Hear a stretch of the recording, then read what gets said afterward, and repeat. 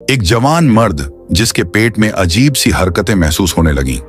रोजाना सुबह सवेरे उल्टियां आने लगीं। न वो दर्द समझ आया न कोई बीमारी, और कुछ दिन बाद उसका पेट बढ़ने लगा। फिर वो डॉक्टर के पास गया। जब डॉक्टर ने अल्ट्रासाउंड किया तो स्क्रीन पर सिर्फ एक हाथ नहीं बल्कि एक चेहरा नजर आया। डॉक्टर परेशान हो गया, और जब उस मरीज को बताया गया कि आप पेट से हैं तो वो भी हक्का बक्का रह गया, सदमे में चला गया। फिर उसके जहन में वो सारी बातें घूमने लगीं कि ये बच्चा कैसे हुआ, कहां से आया और उसका बाप कौन है। आइए जानते हैं आज के इस दिलचस्प और सनसनीखेज वाक़े को जो आपके होश उड़ा के रख देगा। डॉक्टर हारिस एक मशहूर डॉक्टर थे जिनका नाम आसपास के कई शहरों में जाना जाता था। लोग उन्हें उम्मीद की आखिरी किरण समझते थे। वह ऐसा डॉक्टर था जो हर बीमारी की असल वजह तक पहुंच जाता था। इसलिए हर मरीज उनके पास दिल का दर्द हो या जिस्म का, एक आस लेकर आता था। एक दिन शाम के वक्त जब वह अपना क्लिनिक बंद करने ही वाले थे, अचानक दरवाजे पर जोर से दस्तक हुई। वह चौंक गए। उस वक्त कोई मरीज नहीं आता था। दरवाजा खोला तो एक अजीब हाल में एक शख्स खड़ा था। चेहरा जर्द, आंखों में डर और होठों पर थरथराती हुई आवाज, डॉक्टर साहब मुझे बचा लें। उसकी आवाज जैसे किसी गहरे कुएं से आ रही हो। डॉक्टर हारिस ने जल्दी से उसे अंदर बुलाया, कुर्सी पर बिठाया, पानी दिया और नरमी से पूछा, क्या हुआ है, ऐसे क्यों घबराए हुए हो। वह शख्स जोर जोर से सांस ले रहा था, होंठ कपकपा रहे थे। उसने कहा, डॉक्टर साहब मैं हामिला हूं। यह सुनकर डॉक्टर हारिस के हाथ कांपने लगे। क्या कह रहे हो, तुम्हें होश है, तुम क्या बोल रहे हो, तुम मर्द हो। जी मैं जानता हूं, लेकिन मैं सच बोल रहा हूं। पहले मुझे लगा वहम है, पर अब तो हर दिन कुछ न कुछ नया हो रहा है। उल्टियां होती हैं, पेट बढ़ रहा है, जिस्म में तब्दीलियां आ रही हैं। सब कुछ वैसा ही है जैसा एक औरत के साथ होता है जब वह मां बनने वाली होती है। डॉक्टर हारिस को यकीन न आया। यह बात तो साइंस के हिसाब से मुमकिन ही नहीं थी, लेकिन उस आदमी की हालत, चेहरे पर खौफ और आवाज की कपकपाहट कुछ और ही बता रही थी।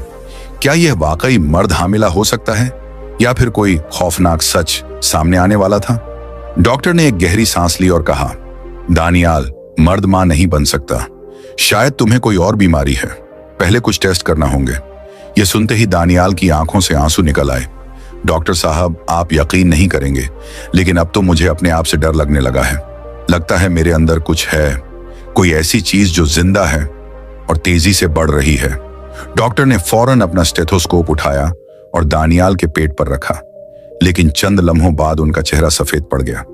या अल्लाह, ये कैसी आवाज है।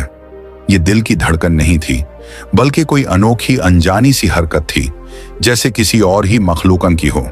दानियाल का पूरा जिस्म पसीने में भीग गया। डॉक्टर साहब मैंने कहा था ना, मेरे अंदर कुछ पल रहा है, लेकिन वह इंसान है या कुछ और, यह मुझे नहीं मालूम। डॉक्टर ने फौरन अल्ट्रासाउंड का फैसला किया।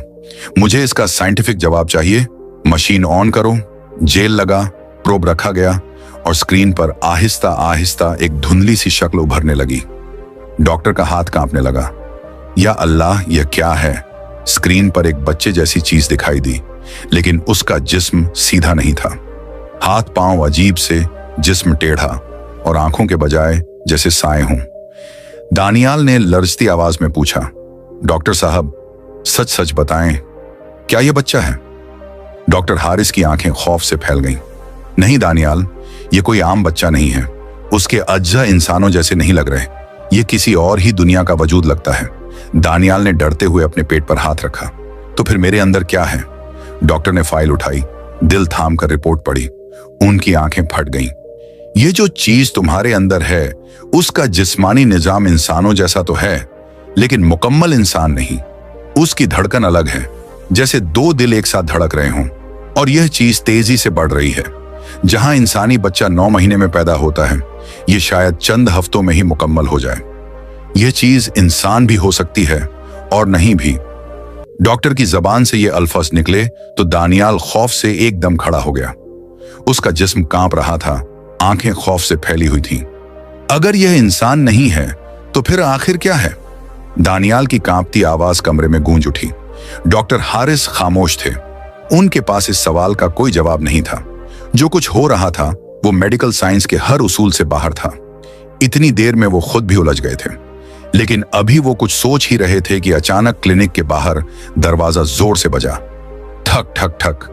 रात के 11 बज चुके थे। उस वक्त कोई मरीज नहीं आता था। दोनों की सांसें रुक सी गईं। डॉक्टर ने हौसला जमा किया, आहिस्ता से दरवाजा खोला।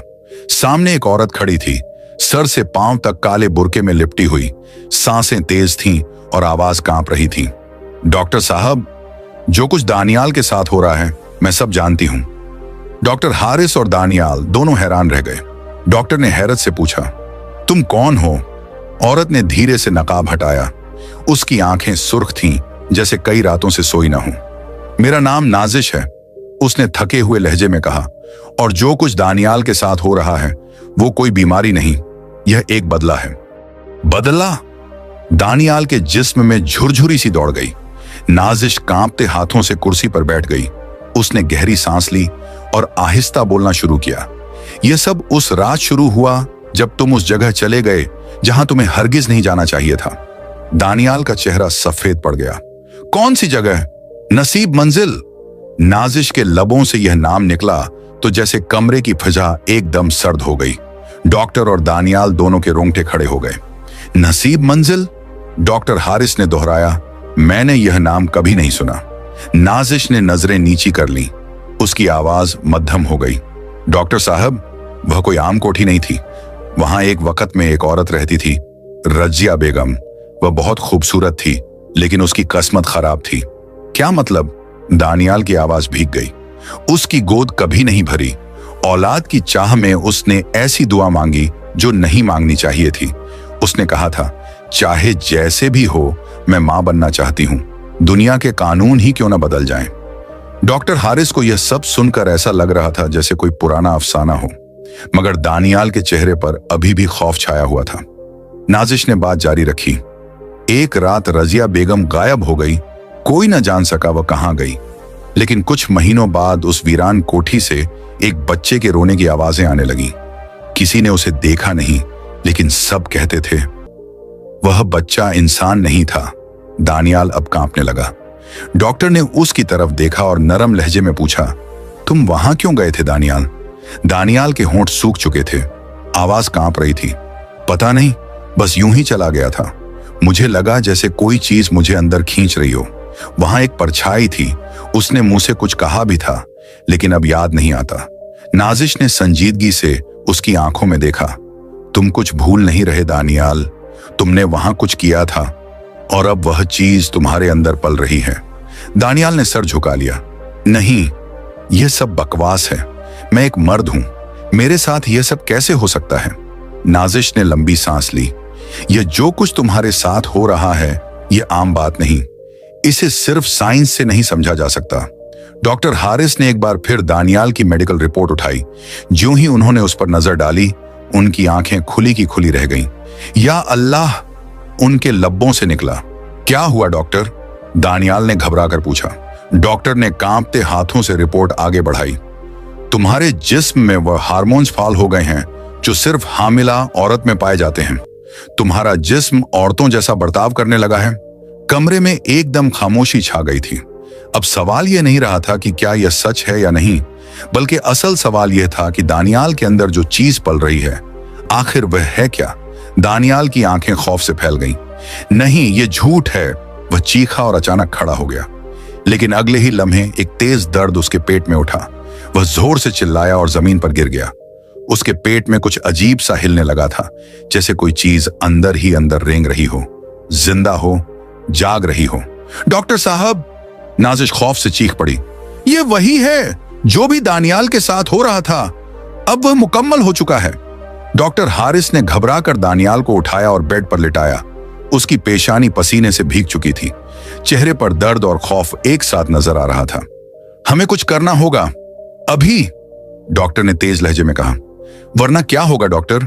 दानियाल दर्द से चिल्लाते हुए बोला। डॉक्टर चुप हो गया, जैसे उसकी जबान पर ताला लग गया हो।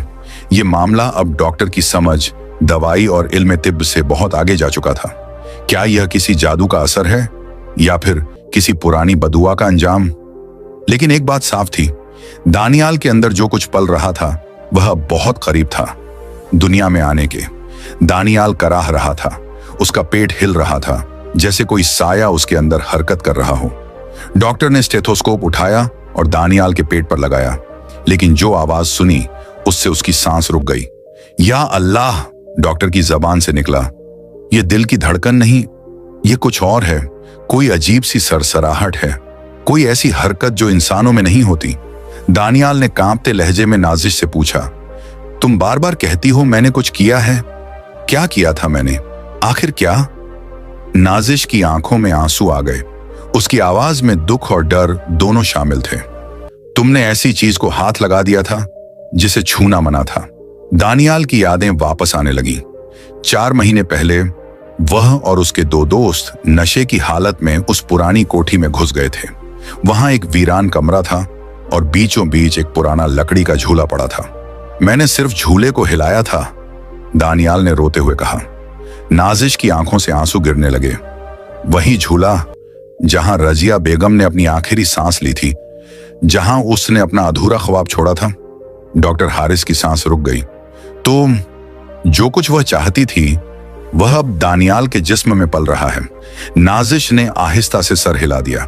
दानियाल की कमीज पसीने से गीली हो चुकी थी।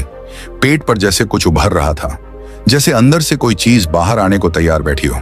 डॉक्टर, मुझे बचा लें, यह चीज मुझे खत्म कर देगी, दानियाल चीख पड़ा। डॉक्टर ने घबराकर इंजेक्शन निकालने की कोशिश की ही थी कि अचानक ढक ढक ढक ढक ऐसा लगा जैसे दानियाल के पेट के अंदर से कोई दरवाजा पीट रहा हो।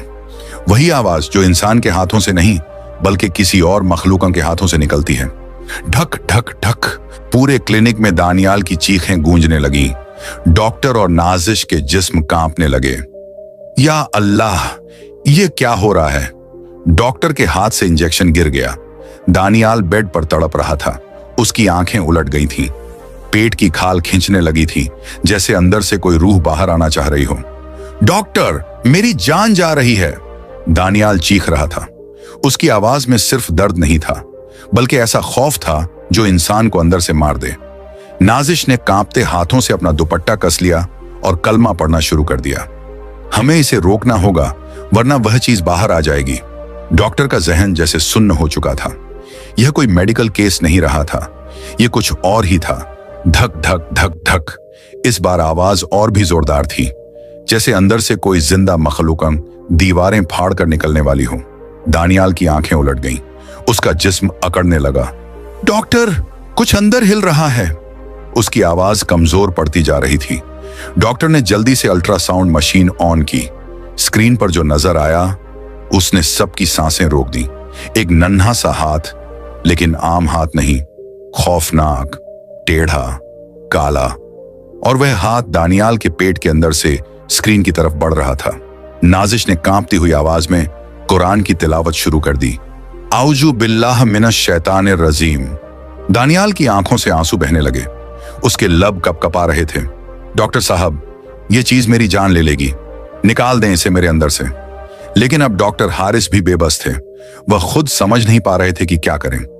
यह लड़ाई अब इंसानी समझ, दवाई और इल्म से बाहर की बात हो चुकी थी। और फिर ठप ठप, दानियाल की नाक से खून गिरने लगा।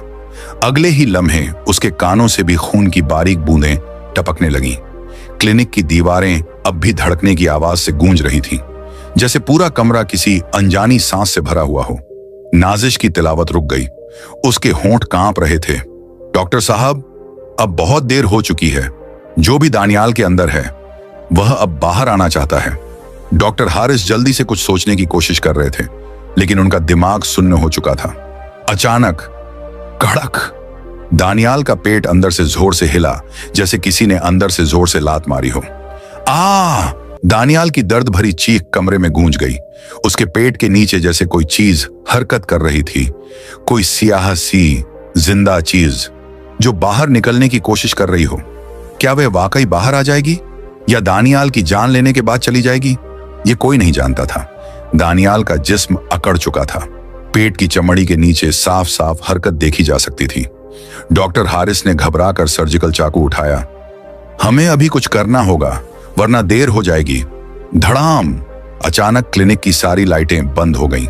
अब सिर्फ एक ही आवाज बाकी थी, दानियाल की हाँफती कांपती सांसें। नाजिश ने घबरा कर कहा, या अल्लाह। उसकी नजरें अभी भी अल्ट्रासाउंड की स्क्रीन पर थीं, मगर जो उसने देखा वह नाकाबिले यकीन था। स्क्रीन पर अब सिर्फ हाथ नहीं था, वह हाथ अब और बड़ा हो गया था, और उसके साथ अब एक चेहरा भी नजर आ रहा था। एक खौफनाक झुर्रियों भरा चेहरा, कोयले जैसी स्याह आंखें, और वह चेहरा सीधा नाजिश की तरफ देख रहा था। नहीं, यह तो मुमकिन ही नहीं। नाजिश पीछे हटते हुए हकला गई। डॉक्टर हारिस ने टॉर्च जलाने की कोशिश की, मगर बैटरी खत्म हो चुकी थी। इतने में दानियाल के जिस्म में एक जोरदार झटका आया। उसका पेट इस कदर उभर आया था जैसे किसी भी लम्हे फटने वाला हो। डॉक्टर हारिस ने दुआ पढ़ते हुए उसके करीब जाने की हिम्मत की, मगर तभी दानियाल की आंखें पूरी तरह सफेद हो गईं, होंठ फड़फड़ाने लगे, और अचानक उसके मुंह से एक अजीब, भारी, सर्द सी आवाज निकली, मां, मैं आ रहा हूं। नाजिश और डॉक्टर दोनों का खून जम गया। दानियाल की गर्दन पीछे लुढ़क गई और उसकी सांसें आहिस्ता आहिस्ता बंद होने लगीं। डॉक्टर ने उसे झंझोड़ा, दानियाल, होश में आओ। मगर दानियाल का जिस्म ठंडा पड़ चुका था, जैसे उसमें जान ही न रही हो। फिर अचानक फट, दानियाल के पेट की चमड़ी पर एक लंबी दरार पड़ गई। उस दरार से कोई चीज बाहर झांकने लगी। पहले सिर्फ स्याह साया सा दिखाई दिया, फिर एक अजीब सा हाथ आहिस्ता आहिस्ता बाहर आने लगा। वह हाथ इंसान का नहीं लग रहा था। उसकी उंगलियां काली, टेढ़ी और नुकीले नाखूनों से भरी हुई थीं। नाजिश ने बेख्तियार अपनी सांस रोक ली। या अल्लाह, यह तो इंसान नहीं है। डॉक्टर ने कांपते हाथों से दानियाल की नब्ज चेक की, मगर अब उसका जिस्म मुकम्मल बेहिस हो चुका था। उसकी आंखें अभी भी सफेद थीं, जैसे उसकी रूह कहीं और जा चुकी हो। कमरे में एकदम खामोशी छा गई। फिर अचानक खड़खड़ एक अजीब सी खरखराहट सुनाई दी। कोई आवाज जो इंसान की नहीं थी, जैसे किसी दूसरी दुनिया से आ रही हो। वह हाथ अब मुकम्मल बाहर आ चुका था। उसके साथ एक सर भी बाहर झांक रहा था, लेकिन वह इंसानी सर नहीं था। वह था किसी बड़ी उम्र की, मनहूस, झुर्रियों वाली औरत का चेहरा। नाजिश जोर से चीख उठी, यह तो रजिया बेगम है। डॉक्टर हारिस के रोंगटे खड़े हो गए। दानियाल का जिस्म ठंडा हो चुका था, लेकिन जो चीज उसके पेट से निकल रही थी वह किसी अधूरी रूह का अधूरा वजूद लग रही थी। तभी अचानक कमरे की लाइटें वापस ऑन हो गईं, और उसी लम्हे सन्नाटा छा गया। दानियाल बेहोश पड़ा था। उसका पेट बिल्कुल वैसा लग रहा था जैसे कुछ हुआ ही न हो। न कोई निशान, न कोई जख्म। जैसे कुछ लम्हे पहले जो कुछ हुआ वह सिर्फ एक खौफनाक ख्वाब था। डॉक्टर हारिस ने आगे बढ़कर घबराहट में कहा, क्या वह चीज वापस चली गई? नाजिश ने कपकपाते हाथों से दानियाल की तरफ देखा। वह अब भी बेहोश था, लेकिन उसके होंठों पर एक हल्की सी मुस्कुराहट थी, जैसे वह किसी अंदरूनी सुकून में हो। नाजिश की आवाज कांप रही थी, नहीं, यह खत्म नहीं हुआ। वह चीज अभी भी दानियाल के अंदर जिंदा है। डॉक्टर ने अपना माथा साफ किया। माथे पर पसीने की बारीक बूंदें थीं। वह आहिस्ता से बड़बड़ाया, अगर वह मुकम्मल बाहर नहीं आई तो अब दानियाल के साथ क्या होगा? कमरे में अब भी सन्नाटा तारी था। सिर्फ दिल की धड़कनें सुनाई दे रही थीं। इतने में दानियाल की आंखें आहिस्ता आहिस्ता खुलने लगीं। कमरे की मध्यम रोशनी में उसकी पलकें हिलीं। डॉक्टर और नाजिश दोनों सांस रोके उसे देख रहे थे। दानियाल, तुम ठीक हो? नाजिश ने धीमी आवाज में पूछा। दानियाल ने आहिस्ता से उन दोनों की तरफ देखा और मुस्कुरा दिया, हाँ, मैं ठीक हूं। लेकिन उसकी आवाज अजीब लग रही थी, जैसे उसकी आवाज में कोई और बोल रहा हो। वही दानियाल नहीं रहा था। डॉक्टर ने फौरन उसकी आंखों में देखा। कुछ लम्हे देखते ही उनके दिल में खौफ भर गया। क्या यह अब भी दानियाल है या कुछ और? दानियाल का चेहरा जर्द हो चुका था। उसकी आंखों के नीचे गहरे साए पड़ गए थे, और सबसे खतरनाक बात, उसकी आंखों की पुतलियां अब हल्की सुर्खी लिए हुए थीं। तुम्हें कुछ याद है दानियाल? डॉक्टर हारिस ने थरथराती आवाज में पूछा। दानियाल ने जैसे किसी भूली हुई याद को पकड़ने की कोशिश की, सर झुका लिया, फिर आहिस्ता बोला, वह आ चुकी है। नाजिश और डॉक्टर का खून जम गया। कौन आ चुकी है? दानियाल ने आहिस्ता से अपनी हथेली खोली। हथेली के बीच में एक अजीब सा निशान उभर रहा था, जैसे किसी ने स्याह रोशनाई उसकी चमड़ी के नीचे भर दी हो। रजिया बेगम अब मेरे अंदर है। नहीं, नाजिश चीख उठी, यह नाम मत लो, वह औरत मर चुकी है। दानियाल ने उसकी तरफ देखा। अब उसकी मुस्कुराहट एक ठंडी बेजान हंसी में बदल चुकी थी। मर चुकी थी, लेकिन मैंने उसे छू लिया था, मैंने उसका झूला हिलाया था और अब वह मेरी रगों में बह रही है। डॉक्टर की हालत खराब हो गई। नहीं, यह सिर्फ तुम्हारे दिमाग का असर है, हमें तुम्हारे मजीद टेस्ट करने होंगे। लेकिन उससे पहले कि वह कुछ कर पाते, दानियाल अचानक बैठ गया। अब किसी टेस्ट का कोई फायदा नहीं डॉक्टर साहब। उसकी आवाज में एक अजीब सर्द लहजा था, क्योंकि अब मैं सिर्फ दानियाल नहीं हूं। नाजिश की आंखों से आंसू गिरने लगे। नहीं, हम तुम्हें बचाएंगे, हम तुम्हें इससे निकाल लेंगे। मगर दानियाल ने गहरी सांस ली और धीमी आवाज में बोला, अब देर हो चुकी है, वह अंदर आ चुकी है और अब मैं दुनिया को वैसे देखता हूं जैसे वह देखती थी। डॉक्टर हारिस कांपते हुए उसका चेहरा देखने लगे। दानियाल के होंठ हिल रहे थे, लेकिन अब उसकी आवाज किसी बूढ़ी औरत जैसी थी, सर्द, बेजान और खौफनाक। अब खेल की असली शुरुआत होने वाली है, दानियाल की आवाज में गूंज था। नाजिश और डॉक्टर दोनों सन्न हो गए, जैसे किसी ने उनके कदमों को जमीन से चिपका दिया हो। डॉक्टर ने आहिस्ता से कहा, यह दानियाल की आवाज नहीं है। अब दानियाल की आंखें मुकम्मल सुर्ख हो चुकी थीं। उसका चेहरा धीरे धीरे बदलने लगा था। होंठों पर एक ठंडी मुस्कुराहट थी और उसकी सांसें अब इंसानों जैसी नहीं लग रही थीं। वह सांसें भारी, लंबी और अनजानी थीं। दानियाल, तुम वही हो? नाजिश ने डरते हुए पूछा। दानियाल ने आहिस्ता से सर झुकाया। मैं हूं और नहीं भी हूं। डॉक्टर ने फौरन नाजिश की तरफ देखा। हमें किसी आलिम को बुलाना होगा, फौरन मौलवी साहब को बुलाओ। लेकिन तभी धड़ाम, कमरे का दरवाजा जोर से बंद हो गया। खुद अब खुद, नाजिश चीख उठी। या खुदा, या ये क्या हो रहा है? डॉक्टर दौड़कर दरवाजे की तरफ गए, मगर वह अंदर से मुकम्मल बंद हो चुका था, जैसे किसी ने उसे ताले से बंद कर दिया हो। दानियाल ने आहिस्ता से अपना सर उठाया। अब उसकी आंखें मुकम्मल लाल थीं। उसकी उंगलियां और ज्यादा काली और जली हुई लग रही थीं, जैसे किसी राख ने उन्हें ढांप लिया हो। अब खेल शुरू हो चुका है। दानियाल ने आहिस्ता से मुस्कुराकर अपने पेट पर हाथ फेरा। वह मुकम्मल बाहर नहीं आई, लेकिन अब वह मुकम्मल अंदर भी नहीं है। मैं अब दरमियान में हूं, दो दुनियाओं के बीच। कमरे की फजा बदलने लगी। हल्की हल्की सरसराहट पूरे कमरे में गूंजने लगी, जैसे हवा में कोई चल रहा हो। नाजिश ने खौफ से चारों तरफ नजरें दौड़ाईं। डॉक्टर साहब, मुझे बहुत डर लग रहा है। डॉक्टर हारिस का जिस्म भी कांपने लगा। इतने में अचानक उसके होंठ अपने आप हिलने लगे और फिर एक सर्द, भारी, डरावनी आवाज उभरी।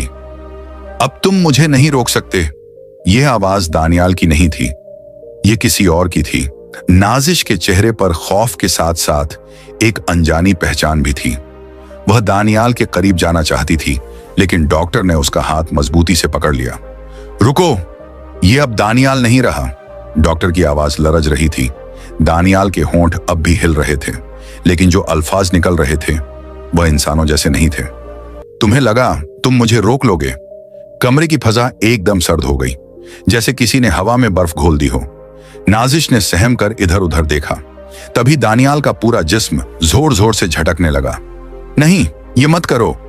अब उसके मुंह से दो आवाजें एक साथ निकल रही थीं, एक दानियाल की और दूसरी किसी बूढ़ी औरत की। डॉक्टर हारिस ने कपकपाती आवाज में कहा, नाजिश, जल्दी अल्लाह का नाम लो, सूरह यासीन की तिलावत करो। नाजिश ने आंखों से आंसू बहाते हुए बिस्मिल्लाह कहा और कुरान की तिलावत शुरू कर दी। दानियाल जोर से चीखा और जमीन पर गिर पड़ा। उसका जिस्म बुरी तरह तड़पने लगा। उसकी हथेली पर वही मनहूस चेहरा जो पहले उभारा था, अब आहिस्ता आहिस्ता मुंह खोल रहा था, जैसे वह भी चीखना चाहता हो। नाजिश की तिलावत तेज हो गई। कमरे की तमाम खिड़कियां जोर जोर से खुलने लगी। दानियाल के जिस्म से काला धुआं निकलने लगा, जैसे अंदर से कोई साया निकलने की कोशिश कर रहा हो। डॉक्टर और नाजिश सांस रोककर यह मंजर देख रहे थे। दानियाल की चीखें थोड़ी थोड़ी करके कमजोर होती गईं। वह फर्श पर लेटा तड़प रहा था और फिर अचानक खामोशी, मुकम्मल खामोशी छा गई। कमरे में कोई आवाज ना रही। डॉक्टर ने धीरे से नाजिश की तरफ देखा। क्या वो चली गई? नाजिश की आंखों से आंसू गिर रहे थे। उसने कांपते हाथों से दानियाल की नब्ज चेक की। कोई हरकत नहीं। नहीं दानियाल, नाजिश चीख पड़ी। उठो, आंखें खोलो। लेकिन दानियाल की आंखें बंद थीं। जिस्म ठंडा हो चुका था। हम देर कर बैठे। डॉक्टर की आवाज लरज रही थी। अचानक दानियाल के होंठ हिले। डॉक्टर और नाजिश की सांसें थम गईं।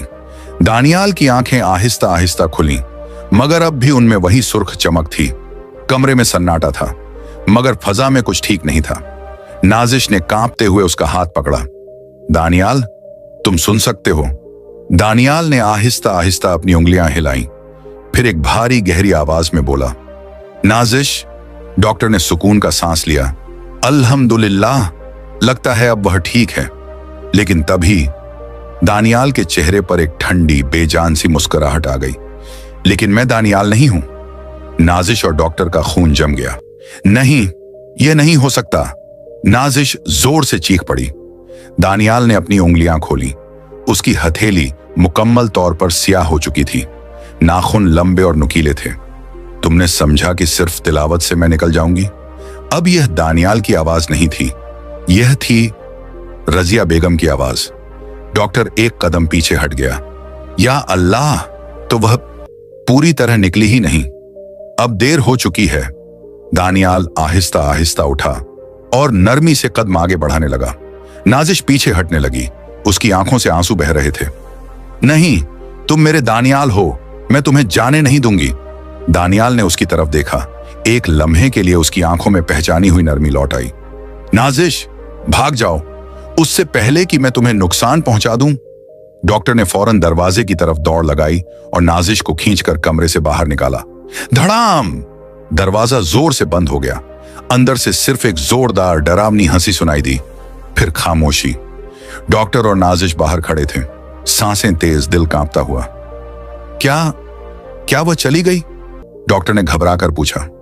नाजिश ने हिलते हुए सर के साथ कहा, पता नहीं, लेकिन एक बात तो तय है, जो भी था अब वह सिर्फ दानियाल नहीं रहा।